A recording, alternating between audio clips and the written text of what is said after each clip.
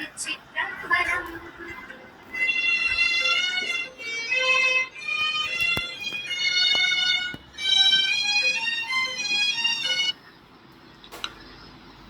அனைவருக்கும் இனிய காலை வணக்கங்கள். ஓம் திருமூலர் திருவடிகள் போற்றி போற்றி. திருமந்திரம் 4ஆம் தந்திரம் 4வது அத்தியாயத்தில் நவகுண்டத்தில் 1037வது மந்திரம் ஒலிக்கப்படுகின்றது. மெய்கண்டமாபிரி நீருலகேழையும் பொய்கண்டம் செய்த ஒருவனை சேருவின் செய்கண்ட ஞானம் திருந்திய தேவர்கள் பொய்கண்டமில்லா பொருள் கலந்தாரே. இதற்கு விளக்கமாக இறைவனால் முறையாக வகுக்கப்பட்டு படைக்கப்பட்ட பறந்து விரிந்த கடல்களை கொண்ட 7 உலகங்கள் இருக்கின்றன. இந்த 7 உலகங்களில் உள்ள உயிர்கள் அனைத்தும் முக்தி பெற வேண்டும் என்ற கருணையினால் அவை முக்தி பெறும் வழிமுறைகளையும் முறையாக இறைவன் வகுத்திருக்கின்றான். அவனை உயிர்கள் சென்று அடைந்தால் முறையாக வகுக்கப்பட்ட நவகுண்ட யாகத்தின் மூலம் கிடைக்கும் ஞானங்கள் அனைத்தும் அறிந்து உயிர்கள் தேவர்களாக உயர்ந்த நிலையை அடைவார்கள். அவ்வாறு உயர்ந்த தேவர்கள் பொய்முறைகளால் வகுக்கப்பட்ட எந்தவித மாயையும் இல்லாத உண்மையான மெய்ப்பொருளான சதாசிவமூர்த்தியோடு கலந்து இருப்பார்கள். மிக்க நன்றி. பாருங்கள் ஐயா. சத்யநாராயண ஐயா, வணக்கம்.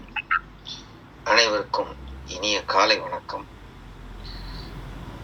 ஓம் திருமூலர் திருவடிகள் போற்றி போற்றி. இன்னைக்கு பாடல் 1037வது பாடல். எளிமையா சொல்றதா இருந்தா, சிவனை விட்டு பிரியாதீர்கள். சிவனை விட்டு பிரியாதீர்கள்னு சொல்லும்போது மிச்ச விஷயத்தையும் இதுல பார்க்க முடியுது. பாடல் பார்த்தீங்கன்னா, மெய்கண்டமாம் விரி நீருல கேழையும் உய்கண்டம் செய்த ஒருவனை சேருமின் மெய்கண்ட ஞானம் திருந்திய தேவர்கள் பொய்கண்டமில்லா பொருள் கலந்தாரே. அப்படின்னா என்னன்னு பார்த்தீங்கன்னா, பரந்த நீரால் சூழப்பட்ட 7 உலகங்களையும் உய்யும்படி செய்யும் ஒப்பற்ற தலைவன் சிவனை சேருங்கள். பலன்களில் விருப்பம் கொண்டு செய்யும் யாகம் முதலியவற்றால் பெற்ற அரிய சித்திகளை விட பலன்களை எதிர்பாராமல் இறைவனுடன் இணைவதே நல்லது என்ற ஞானம் பெற்ற தேவர்கள் பொய் என்ற ஒன்றினால் மாசுபடாத மெய்யான தலைவன் சிவனுடன் பிரிவின்றி சேர்ந்து இருப்பார்கள் அப்படின்னு விளக்கம் பார்க்க முடியுது. கொஞ்சம் உள்ள போகும்போது வேற விளக்கம் இன்னொரு புத்தகத்துல பார்த்தீங்கன்னா, புலனாம் படி வரையறை செய்யப்பட்ட கடலார் சூழப்பட்ட உலகங்கள் 7 அவ் 7ஐயும் உய்யுமாறு வரையறை செய்த ஒப்பில்லா முழு முதலை சேருங்கள். வரையறை செய்யப்பெற்ற அறிவினால் உணர்வார் தேவரே ஆவார். அவர்கள் நிலையில்லாததும் எல்லைப்படுத்தப்பட்டது இல்லாததும் ஆகிய மெய்ப்பொருளாம் சிவத்துடன் கலந்திருப்பர். அப்ப இங்க 7 உலகங்கள், சிவனை சேருங்கள், தேவர் யாரு, இந்த மாதிரி விளக்கங்கள்லாம் நம்மளால அறிய முடியுது.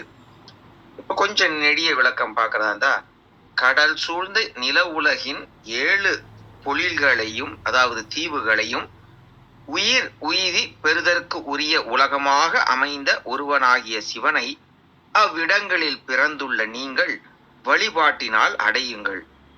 அவனால் படைக்கப்பட்ட அவ்வுலகம் முழுதையும் அறியும் அறிவை பெற்ற தேவர்களும் அதன் கண் சென்று அவனை வழிபட்டே மெய்ப்பொருளை பெற்றார்கள். ஆதலால் விரிந்த கடலால் சூழப்பட்ட உலகு 7ஐயும் நிலைத்ததாம் வண்ணம் உய்யும் கண்டங்களாக செய்த ஒப்பற்ற முதல்வனை தியானியுங்கள். செய்கைகளால் வரையறுக்கப்பட்ட ஞானம் எய்தி திருந்திய தேவர்கள் பொய்யால் வரையறுக்கப்படாத மெய்ப்பொருளை கலந்தவரானார்கள் என்றவாறு செயலாகிய யாகாதி கண்மங்களிலே எப்போதும் தோய்ந்து கழிக்கும் இந்திராதி தேவர்கள் கூட கிரியையால் பரிபாசப்பட்டு ஞானம் எய்தி திருந்தி மெய்ப்பொருளோடு கலந்தார்கள். ஆகையால் மாயையின் காரியமாய் தோன்றி அழிவதாய உலகு 7ஐயும் உய்யும் வண்ணம் ஆட்கொண்ட முதல்வனை சேருங்கள். நீங்களும் முக்தி அடையலாம் என்பது கருத்து. மெய்கண்டமாம் உய்கண்டம் செய்த ஒருவனை என கூட்டுக. உலகேழ் என்றது சப்த தீபங்களை, அதாவது பூலோகம், புவர்லோகம், சுவர்லோகம், மகாலோகம், தபோலோகம் முதலான 7 உலகங்கள் எனின் விரிநீர் என்ற அடைமொழி உலகென்ற பொதுமை பற்றி வந்ததாக கொள்க. எல்லா உலகங்களும் மாயையின் காரியமாக தோன்றி நின்று அழியும் தன்மையது. ஆதலின் பொய்க்கண்டம் அவற்றை மெய்க்கண்டமாம் உய்கண்டம் செய்தான் இறைவன் என்பதாம். சேர்தல் அப்படிங்கிறது இடைவிடாது நினைத்தல் அர்த்தம். செய்கண்டம் செயலாகிய வரையறை என்றது கிரியைகளை. யாகாதி கருமங்கள் இதனால் ஞானம் பெற முடியாது. இவைகள் பசு புண்ணியங்கள், பதவியிலேயே அளிப்பன. இவற்றின் நிலையாமை உணர்ந்த தேவர்கள் பசு புண்ணியங்களை செய்யாமல் சிவ வழிபாடு முதலிய பதிப்புண்ணியங்களை செய்து திருந்திய தேவர்களானார்கள். அதனால் அவர்கள் பொய்யால் வரையறுக்கப்படாது அதனை கடந்துள்ள மெய்ப்பொருளாம் சிவத்தை கலந்து விளங்கினார்கள் என்பது. மெய் உணர்வு பெறுவதற்கு ஏற்ற இடம் நில உலகமே என்பது சிவநூல் துணிப. அதனுள்ளும் பரதகண்டமும் அதனுள்ளும் குமரிக்கண்டமும் சிறந்தன என அவை கூறும் என்க. இந்த பூமி சிவன் உய்ய கொள்கின்ற ஆறு எனவும் ஒரு பாடல்ல திருப்பள்ளி 10 போட்டிருக்காங்க. வானிடத்தவரும் மண்மேல் வந்து அரன்றனை அர்ச்சிப்பர், சிவஞான சித்தி சூத்திரம் 292 எனவும் போந்தன காண்க. இதனால் வழிபாட்டுலகமாகி இவ்வுலகமாகிய சிறப்பு உணர்த்தும் முகத்தால் இதன் கண் செயற்பாலதாகிய முத்தி வழிகாட்டின் சிறப்பு உணர்த்தப்பட்டதுன்னு சொல்றாங்க. கொஞ்சம் நெடிய விளக்கம் 2-3 தடவை ரீப்ளேல கேட்டு இதுல இன்னும் சில விஷயங்களை நம்ம அறிய முடியும். கிருத்திகாமா வந்திருக்காங்க. வாய்ப்பு தந்தமைக்கு நன்றி கூறி விடைபெறுகிறேன். ஓம் திருமூலர் திருவடிகள் சரணம் சரணம் சரணம். நன்றிங்க ஐயா. ஒரு ப்ரொஃபஸர் பாணியில நீண்ட நெடிய விளக்கம். நன்றி. பாருங்கம்மா கிருத்திகாம்மா, வணக்கம். வணக்கம் அனைவருக்கும் இனிய காலை வணக்கம். இன்றைய பாடலுக்கு ரொம்ப தெளிவான பல்வேறு கோணங்கள்ல சத்தியநாராயண உடைய குறிப்புகளை நம்ம கேட்டோம். இது நமக்கு ஒரு நல்ல ஆரம்பமா இருக்கும். என்ன சொல்றாரு அப்படின்னா, மெய் கண்டமாம் விரி நீர் உலகேழையும் அப்படின்னு சொல்றாரு. உய்கண்டம் செய்த ஒருவனை சேருமின் செய்கண்ட ஞான திருந்திய தேவர்கள் பொய்கண்டமில்லா பொருள் கலந்தாரே அப்படி. இந்த இடத்துல அடுக்கடுக்கா நம்ம பொருள் பார்க்கலாம். எப்படி அப்படின்னாக்க, இந்த மெய்கண்டம் அப்படின்னா என்ன அப்படின்னு ஒரு பார்வை. உய்கண்டம், அதுக்கப்புறம் செய்கண்டம் என்னது, பொய்கண்டம் என்னது அப்படின்னு ஒன்னொன்னுக்கும் ஒரு விதமான பொருள். ஒரே ஆசிரியர்கள் நமக்கு நிறைய குறிப்புகள் தராங்க. நம்ம எதை தேடுறோம் அப்படிங்கிறத பொறுத்து நம்ம அந்த குறிப்பை சென்றடைவோம். இப்போ ஒரு பார்வையில பார்த்தோம்னா, மெய் அப்படின்னா நமக்கு தெரியும், இந்த உடல் அப்படிங்கிற ஒரு விஷயத்த நம்ம புரிஞ்சுக்கலாம். மெய் கண்டமாம் விரிநீர் உலகேழையும். அப்ப கண்டம் அப்படிங்கிறது என்ன அப்படின்னு நம்ம உலகம் அப்படின்னு புரிஞ்சுக்கலாம். இல்லைன்னா ஒரு பொருள் அப்படிங்கிற மாதிரி, ஒரு இடம் அந்த மாதிரி புரிஞ்சுக்கலாம். இப்ப இந்த இடத்துல மெய் கண்டமாம் விரிநீர் உலகேழையும் அப்படின்னு சொல்றாங்க. அப்போ இந்த நீரால் சூழ்ந்திருக்கக்கூடிய உலகம் ஏழையும், அதுதான் மெய்கண்டம். அது பருப்பொருள், ஸ்துலம் அப்படின்னு நம்ம இந்த இடத்துல புரிஞ்சுக்கலாம். மொத்தத்துல ஸ்துலம் அப்படின்னு புரிஞ்சுக்கலாம். இந்த ஸ்துலம் எதுவா வேணாலும் இருக்கலாம். நம்முடைய உடலாக இருக்கலாம், இந்த பரந்த பிரபஞ்சமாக இருக்கலாம். ஏன்னா பிரபஞ்சமும் ஒரு ஸ்துலம் தான் இல்லையா? அந்த நம்ம கண்ணால பார்க்கக்கூடிய அனைத்துமே ஸ்துலம். அப்போ விரிநீர் உலகேழையும் அப்படின்னா இந்த நீரால் சூழ்ந்திருக்கப்பட்ட 7 உலகங்கள் அப்படின்னு. 7 உலகம் என்ன அப்படிங்கிறதுக்கு நமக்கு வரிசையா இருக்கு. புவர்லோகம், சுவர்லோகம், பூலோகம், நம்ம இருக்கிறதெல்லாம் பூலோகம், மகாலோகம், ஜனலோகம், தபலோகம், இந்த மாதிரி 7 உலகங்கள் இருக்கு. நம்ம அதெல்லாம் முன்னாடி நம்ம பார்த்துட்டு வந்துட்டோம். அதனால அதையும் ஞாபகப்படுத்திக்கலாம். இன்னும் ஒண்ணும் இருக்கு, நம்ம உடல்லயே 7 உலகங்கள் இருக்கு இல்லைங்களா? அப்ப அந்த 7 உலகத்தையும், 7 முடிச்சுக்கள், 7 சக்தி நிலைகள், இதையும் நம்ம உலகமா புரிந்து கொள்ளலாம். அப்ப அதுதான் மெய்கண்டம். விரிந்த விரிசீர உலகேலையும் அப்படின்னாக்க, இந்த விரி நீர் உலகேழையும் அப்படின்னா இந்த நீரால் சூழப்பட்டது. எது? இந்த உடலும் நம்ம நீரால ஆனதுதான். அப்போ இந்த இந்த உலகையும் புரிந்து கொள்ளலாம், இந்த உடலையும் புரிந்து கொள்ளலாம். அதுதான் மெய்கண்டம். அப்படின்னா என்ன அர்த்தம் அப்படின்னா, அதுதான் ஸ்தூலம். அந்த ஸ்தூலம் உண்மையா அததான் நம்ம நம்புறோம் இல்லைங்களா? அப்ப அந்த மெய்கண்டம் அதை உய்கண்டம் செய்த ஒருவனை சேருமின் அப்படின்னு சொல்றாங்க. அப்போ உய்கண்டம் அப்படின்னா உய்யுமாறு உயர்ந்ததாக செய்யக்கூடிய. அப்ப இந்த ஸ்தூலம் எதுன்னு புரிஞ்சுட்டோம். இந்த ஸ்தூலத்தை நம்ம எதுவா வேணா புரிஞ்சுக்கலாம்னு தெரிஞ்சுட்டோம். இந்த உலகமா புரிஞ்சுக்கலாம், இந்த உடலா புரிஞ்சுக்கலாம் அப்படின்னு நம்ம தெரிஞ்சுட்டோம். அதை உய்யுமாறு செய்த ஒருவனை சேருமே அப்படின்னா அது யாரு? அததான் நம்ம வரிசையா பார்த்துட்டே வந்துட்டு இருக்கோம். சதாசிவமூர்த்தின்னு பார்த்தோம், சிவாகினின்னு பார்த்தோம், ஆஹ் வன்னி எங்கனம் கிளம்புகிறதுன்னு பார்த்தோம், முக்திநல் ஜோதின்னு பார்த்தோம். நேர்த்திக்கும் கூட சொன்னாரு, இவங்களை இத சேரும் போது நமக்குள்ளே எது காய்ந்து போகும் அப்படின்னு சொன்னாரு. அப்ப அந்த மாதிரி ஒருவனை சேருமின் செய்கண்ட ஞான திருந்திய தேவர்கள் அப்படின்னு. செய்கண்ட ஞானம் அப்படின்னா செயலால் நிரம்பிய இந்த உலகம். இந்த உலகத்துல செயல் இருந்து கொண்டே சொல்லுவாங்க, கால் ஆட்டிக்கிட்டே இருக்கணும், இல்லைன்னா போயிட்டான்னு சொல்லி தூக்கி போட்டுருவாங்க அப்படின்னு. சோ இந்த உலகம் என்பது செயல்களால் ஆனது. அது இல்லைன்னு வச்சுக்கோங்களேன், ஒருத்தன் இயங்கவே இல்லை அப்படின்னா அவனுடைய இருப்பே இல்லை அப்படிங்கிற மாதிரி ஆயிடும். அதுதான் இந்த செய்கண்ட. அப்போ அந்த அந்த செயல்களில் ஞானம் திருந்திய தேவர்கள். அப்போ அந்த அந்த அந்த அந்த நம்ம செய்யக்கூடிய செயல்கள்ல கூட எப்படி இருக்கணுமா, ஏதோ வந்தோம் போனோம்னு இல்லாம மிகுந்த ஞானத்தோடு இறையோடு ஒன்றிய நிலையில் நாம் செய்யக்கூடிய செயல்கள். இதுக்கு நம்ம நிறைய உரையாசிரியர்கள் சொல்லியிருப்பாங்க. என்ன சொல்லியிருப்பாங்க? கிரியைகளுக்காக யாகங்கள் செய்யக்கூடியவர்கள் அப்படின்லாம் உரையாசிரியர்கள் சொல்லதான் செய்யறாங்க. ஆனா இதனோட அவர்கள் கைப்பற்றி நாம் புரிந்து கொள்ளக்கூடிய ஒரு விஷயம் என்ன அப்படின்னாக்க, தேவர்கள் கூட, அதாவது தேவர்கள் என்று நாம் தேவர்கள்லாம் நம்ம இடத்துல இருந்து தாண்டி நம்ம நிலையை தாண்டி மேல பண்ணுவாங்க. அப்ப அவர்கள் எல்லோரும் கூட இந்த செயல்களில் தான் இருக்கிறார்கள். ஆனால் அந்த செயல்களை எங்கனம் செய்யுமாறு அவர்கள் மாறிவிட்டார்கள் அப்படின்னா ஞானத்தோடு செய்வதற்காக. அப்ப அவர்கள் கூட ஞானம் அடைந்து விட்டார்கள். அப்ப விளைவுகளை தாண்டியவர்கள் ஆக தேவர்கள் மாறிவிட்டார்கள் அப்படிங்கிற ஒரு விஷயத்த நம்ம புரிஞ்சுக்கலாம். நேற்றுக்குதான் சொன்னாரு, காய்ந்தவர் என்னும் கலந்தவர் தானே அப்படின்னு சொன்னாரு. அப்ப இந்த காய்ந்த உலக இச்சைகள் காய்ந்ததினால்தான் நம்ம கலந்தவராக மாறுகிறோம். அப்போ அப்படி மாறி மேல போனப்புறம் நமக்குள்ள இருக்கக்கூடிய அந்த கிளர்ந்து எழக்கூடிய ஆணவம் வரும் அப்படிங்கிறது இந்த இடத்துல ஒரு ஒரு ஒரு ஒரு மறைபொருள். அதை நம்ம புரிஞ்சுக்கணும். நம்ம ஒரு இடத்துல இருந்து இன்னொரு இடத்துக்கு போயிட்டோம் அப்படின்னாக்க நம்ம எல்லாரும் என்ன நினைப்போம், இன்னைக்கு நமக்கு 1,00,000 வருது, ஒரு 10,000 டெபிசிட் வருது, அப்போ நான் அடுத்த மாசம் 1,50,000 செலவு பண்ணா 1,10,000 வருமானம் வந்துடுச்சுன்னா நமக்கு அந்த டெபிசிட் சரியா போயிடும் நம்ம நினைப்போம். ஆனா நம்ம அடுத்த மாசம் முடிக்கும் போது என்ன நினைப்போம் அப்படின்னாக்கா 1,20,000, அப்ப இன்னும் 10 டெபிசிட்ல வந்தேன்னு. ஏன்னா அப்படியே நம்ம பழகிட்டோம். அப்ப அந்த மாதிரி இந்த உலக இச்சைகள் எல்லாம் காய்ந்து நாம் மேலே சென்றால் கூட தேவர்களுடைய நிலைக்கு செல்லும் பொழுது அங்குள்ள இச்சைகளையும் நாம் மாட்டிக்கொள்வோம். அப்ப அதுவும் மாறணும். அதுவும் மாறி செய்கண்டமாகி செய்கண்ட ஞான திருந்திய செயல்களாக அது மாற வேண்டும்.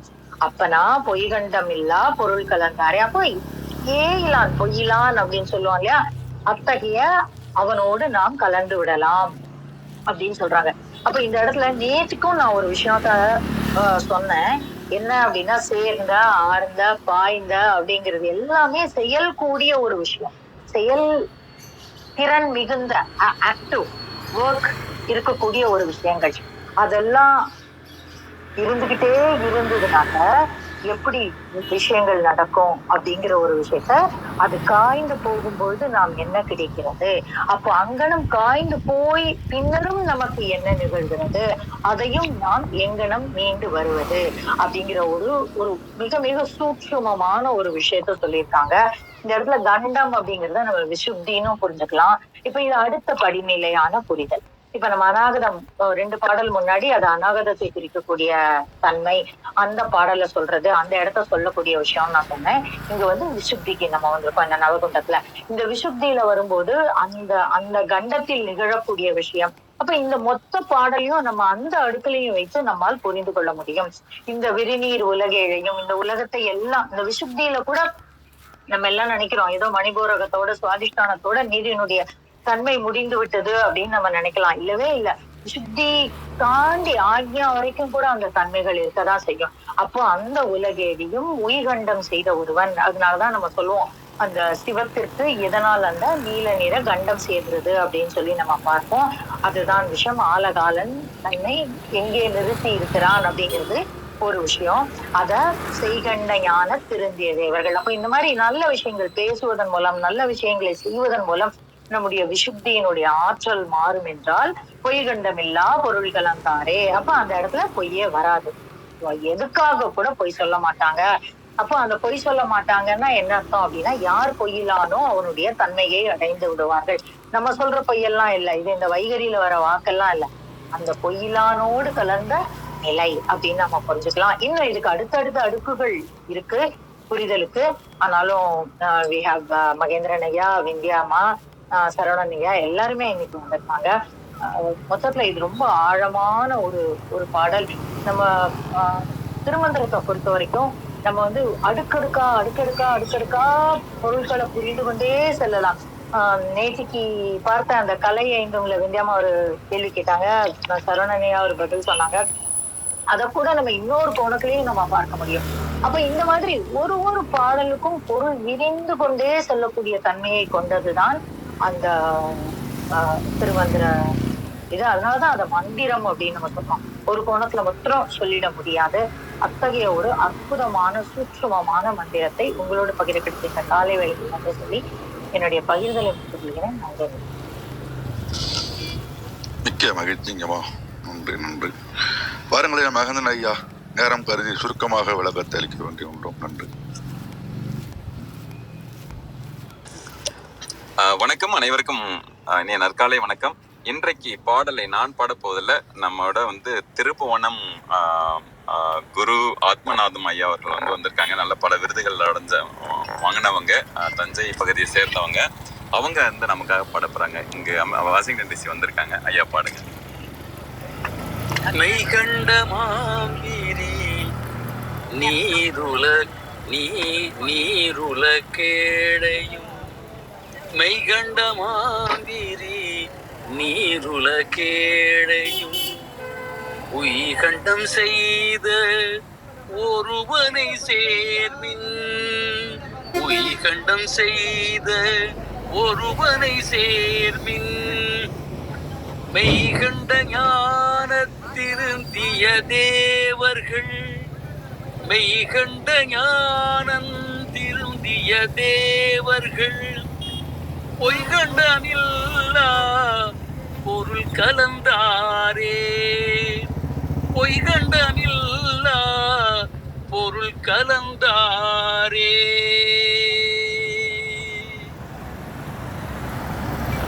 அருமை அருமை, மிக்க நன்றி ஐயா. ஐயா கேட்டாங்க உடனே இந்த பாடல் என்ன கொடுத்த உடனே அவங்க நமக்காக பாடி காட்டியிருக்காங்க.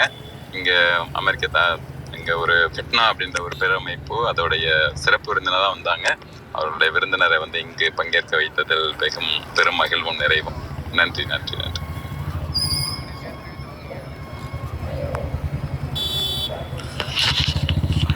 வணக்கங்கம்மா வித்யாம்மா. வணக்கம்.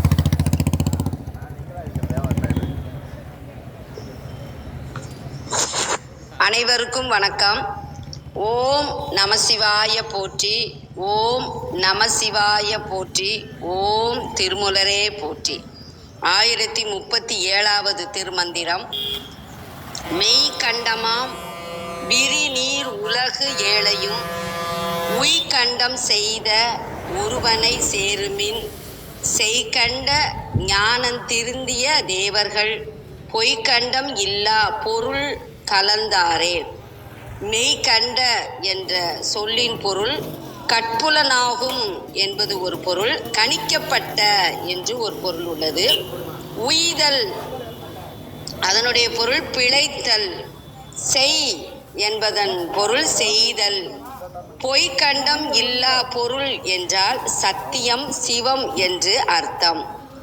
திருமந்திரத்தினுடைய பொருள் வரையறுத்து வைக்கப்பட்டுள்ள விரிந்த கடல் நீர் சூழ்ந்த 7 உலகங்களையும் உய்ய கொண்டு அருளும் ஒப்பற்ற பரம்பொருளை, அதாவது நம்முடைய சிவபெருமானை தஞ்சம் என சென்று அடையுங்கள் என்கிறார் திருமூலர்.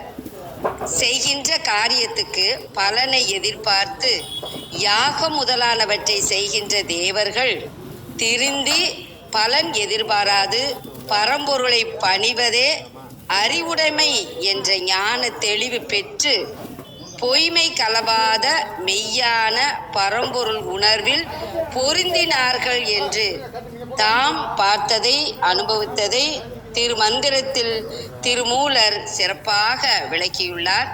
இதற்கு இணையான ஒரு பாடல் மாணிக்கவாசகர் அருளிய திருவாசகம் பிடித்த 10 முத்தி கலப்பு உரைத்தல் திருத்தோணிபுரத்தில் அருளியது 8வது பாடல். அத்தனே அண்டர் அண்டமாய் நின்ற ஆதியே யாதும் ஈறு இல்லா சித்தனே பத்தர் சிக்கன பிடித்த செல்வமே சிவபெருமானே பித்தனே எல்லா உயிருமாய் தழைத்து பிழைத்தவை அல்லையாய் நிற்கும் எத்தனே உன்னை சிக்கன பிடித்தேன் எங்கு எழுந்து அருளுவது இனியே என்று மனமுருகி பாடியுள்ளார். சித்தனே என்பதனுடைய பொருள் அறிவு சொரூபியே. சிவபெருமான் அறிவு சொரூபியாக இருக்கிறார். எத்தனே மாயம் உடையவனே. பாடலுடைய பொருள் ஐயனே, ஐயன் என்றால் தலைவன், சிவபெருமான் நமக்கு தலைவன். ஐயனே உலக முதல்வோனே, பேரறிவே, முடிவில்லாத திருவிளையாட்டு உடையவனே, அன்பரிடத்து விருப்பம் கொண்டவனே, உயிர்களோடு கலந்து அவையேயாயும் அவை அல்லாமல் தான் வேறு பொருளுமாயும் நின்று மாயங்கள் புரிபவனே, உன்னை உறுதுணையாய் கொண்டேன் என்னை ஏற்று அருள்வாயாக என்கிறார். நாமும் சிவபெருமானை தஞ்சமடைந்து அவன் அருளை பெறுவதற்கு அவனுடைய அருளாலே அவனுடைய சிந்தனையோடு வாழ்வோமாக. அனைவருக்கும் வணக்கம், நன்றி. சிவசிவ திருச்சிற்றம்பலம். நன்றி, நன்றிங்க அம்மா. வாருங்கள் ஐயா. சரவணன் ஐயா, வணக்கம். வணக்கம். பாடல் 1037. மெய்கண்டமாம் விரி நீர் உலகேலையும் அப்படிங்கிறார். ஸோ மெய்னா உண்மை. இந்த இடத்துல கண்டம் அப்படின்னா கழுத்துன்னு பொருள் எல்லாருக்கும் தெரிந்த பொருள். ஆனால் அதுக்கு வேறொரு பொருள் இருக்கு, வழிமுறை என்ற ஒரு பொருள். கண்டம்னா வழிமுறை. அப்போ மெய்கண்டம் அப்படின்னா உண்மையான வழிமுறை. மெய்கண்டமா அப்படின்னா உண்மையாக வகுக்கப்பட்ட வழிமுறைகளின்படி படைக்கப்பட்ட இந்த விரிந்த நீர் உலகேலையும் அப்படிங்கிற. ஸோ நீர் உலகு ஏலையும். அப்போ 7 உலகம் இருக்கு. 7 உலகத்துலையுமே கடல்கள் சூழ்ந்து இருக்கு. ஸோ அப்போ 7 உலகங்களையுமே இங்கே வாழ்கிறார்கள் எல்லாருமே. இறைவனால் முறையாக வகுக்கப்பட்டு படைக்கப்பட்ட இந்த பரந்து விரிந்த கடல்களை கொண்ட 7 உலகங்கள் இங்கு இருக்கின்றன. இது முதல் அடி. ஸோ அடுத்து உய்கண்டம் செய்த ஒருவரை சேருமின் அப்படிங்கிறார். உய்கண்டம்ங்கிறார். உய்கண்டம்னா என்ன? உய்தல். இந்த இடத்துல இந்த 7 உலகம் இருக்கு, இங்கெல்லாம் மனிதர்கள் இருக்காங்க. இவர்கள் எல்லாமே உய்யணும், இந்த இடத்துல முக்தி அடையணும். அவர்களுக்கு ஒரு வழிமுறைகளையும் அதே 7 உலகங்களையுமே கொடுத்துருக்காரு. இந்த இடத்துல தான் உய்கண்டம். உய்வதற்கான வழிமுறைகளை செய்த ஒருவனை சேருமின். ஒரே இறைவன் தான் 7 உலகத்தை படித்து 7 உலகத்தில் மனிதர்களையும் ஒரு உயிர்களையும் கொடுத்திருக்க அந்த இறைவன் தான் அந்த உயிர்கள் தன்னை சேர்ந்து அடைய வேண்டும் என்று வழிமுறைகளையும் வகுத்திருக்கிறான். அந்த வழிமுறைகளின்படி செய்கண்டம் அப்படிங்கிறது. ஸோ இறைவன் ஒரு வழிமுறை கொடுத்துட்டார் இல்லையா, அந்த வழிமுறைகளின்படி சரியாக செய்தால் என்ன செய்கிறது? இப்போ நமக்கு தெரிந்த வழிமுறைகளின்படி தானம் செய்தல், தர்மம் செய்தல், அன்போடு இருத்தல், இப்படி பல குணங்கள், நன்மையான குணங்கள் நிறைய சொல்லப்படுது. ஸோ இந்த குணங்கள் இறைவன் என்ன சொல்லி கொடுத்தாரோ அதன்படி 4 மார்க்கங்கள் கூட சொல்லப்படுது. ஸோ இந்த வழிமுறைகளின்படி நாம் சரியானபடி செய்தோமே ஆனால் ஞானம் திருந்திய தேவர்கள் அப்படிங்கிறார். யார் ஒருவர் இதனை சரியாக செய்கிறார்களோ, அந்த இறைவனை சார்ந்து அவர் சொன்ன வழிமுறை வழி கடைபிடிக்கிறார்களோ அப்ப ஞானம் திருந்தியேங்கிறாரு. திருந்தியன்னா என்ன? இப்ப ஞானம் இல்லை, ஒரு ஞானம் இருக்கு. ஆனா என்ன ஞானம்? உலக ஞானம் தான் இருக்கு, இறைவனுக்கான ஞானம் இல்லை. அது மாறுது. ஸோ உலக ஞானம் மாறி பேரறிவு ஞானம் பெறுது இந்த இடத்துல. அதான் உலக ஞானம் திருந்தி பேரறிவு ஞானம் வரும்போது அங்க தேவர்களாக மாறுகிறார்கள். யாரு? சராசரி இந்த 7 உலகத்திலும் இருக்கக்கூடிய மனிதர்கள் தேவர்களா மாறுறாங்க. எப்ப மாறுறாங்க? உலகம் எல்லாத்தையும் படைச்சு இறைவன் ஒருத்தன் நீதான்ப்பா உண்மை, வேறு எல்லாமே பொய் அப்படின்னு சொல்லி அந்த ஒரு இறைவனை மட்டுமே அவர் கொடுத்த வழிமுறைகள் படி மட்டுமே கடைபிடித்து வாழ்கின்றவர்கள் இங்கு தேவர்களாக மாறுகிறார்கள். மாறிய பின்பு பொய் கண்டம் இல்லா பொருள் கலந்தாரே அப்படிங்கிறார். பொய்யான வழிமுறைகள் என்று எதுவுமே இல்லாத ஒரு பொருள் ஒன்று இருக்கு, அதான் அசையா சக்தியாக இருக்கக்கூடிய இறைவன்.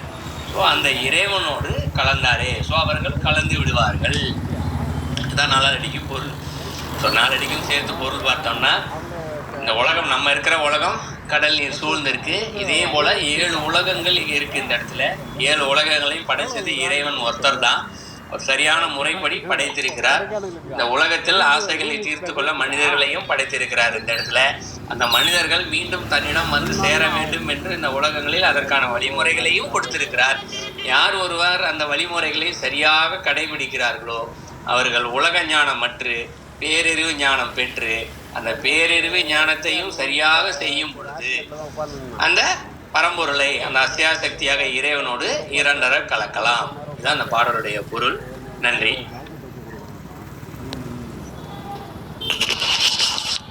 மிக்க மகிழ்ச்சி ஐயா, நன்றி நன்றி. வேறும் கேள்விகள், விளக்கங்கள்? ஐயா வணக்கம் ஐயா. சரவணன் ஐயா வணக்கம் ஐயா. வணக்கம். வணக்கம், சொல்லுங்கம்மா. ஐயா 3 உலகம்னு சொல்றாங்க. இப்போ திருமந்திரத்துல 7 உலகம் அப்படின்னு நம்ம படிச்சோம். 14 உலகமும் சொல்றாங்க. அதை நம்ம எப்படியா புரிஞ்சுக்கிறது, எப்படி பொருள் எடுத்துக்கிறது ஐயா? அதாவதுமா, மொத்தம் 14 உலகங்கள் இருக்கு. அது எல்லாருக்கும் தெரிஞ்சதுதான். 14 உலகங்கள்னு சொல்லுவாங்க. இந்த 14 உலகம் பார்த்தீங்கன்னா மேலே 7 உலகம், கீழே 7 உலகம். மேலே இருக்க 7 உலகம் வந்து என்னன்னு பார்த்தீங்கன்னா, இப்போ நம்ம இருக்கிறது 7வது உலகம். இந்த 7வது உலகத்தில் 5 பூதங்களால் ஆன உடம்போடு இருக்கிறோம்.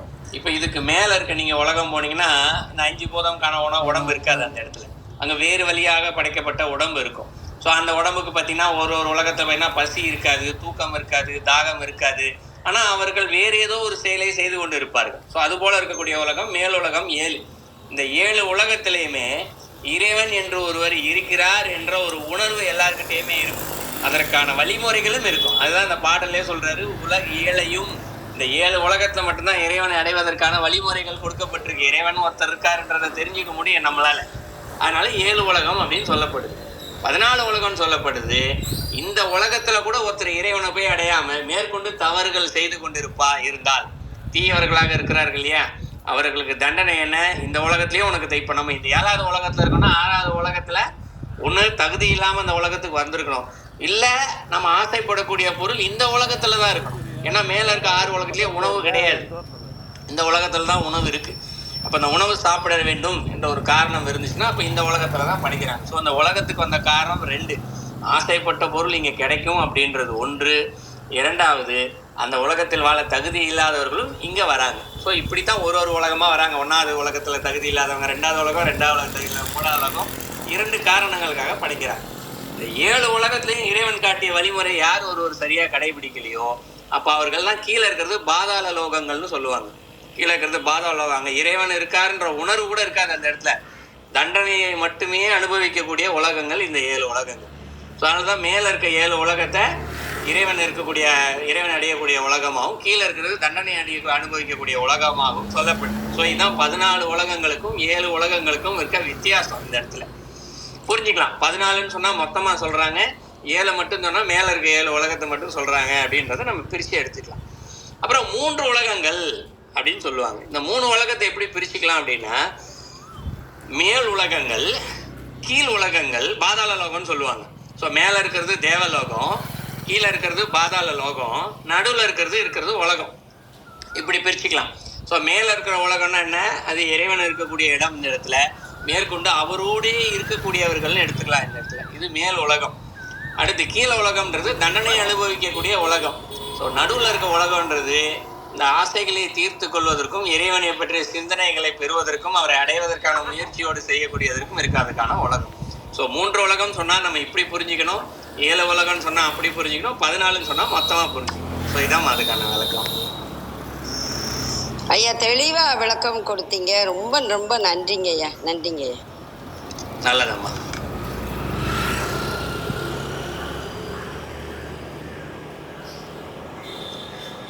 வேற ஏதேனும் கேள்விகள் அல்லது கருத்துக்கள்?